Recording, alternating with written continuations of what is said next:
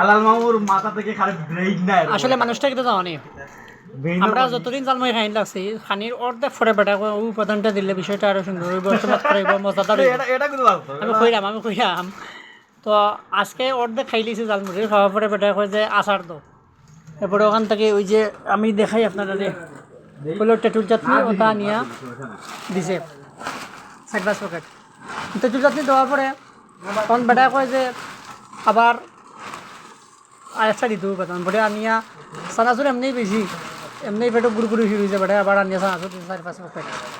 মানে বিষয়টা হইল কি ওলান সাধকতা ওটাই যে আপনার খানির মাঝখানে বেটা যে কোনো কিছু দিতে হইব এটা বেটা হইল একটা মানে আলাদা একটা বৈশিষ্ট্য না দোষ আমি জানি না এটা আপনারা কইবা ওই মনে আরও কিটা আনলে আর আনলি যে আল্লাহর বন্ধা এখন তার বিয়াজ দিতে মনে হয়েছে ও আচ্ছা বিষয় বুঝছি ইয়া ঠান্ডা ইবাটা জিগান কেন কয় সহমত ইবাটা জিগান কেন কয় সহমত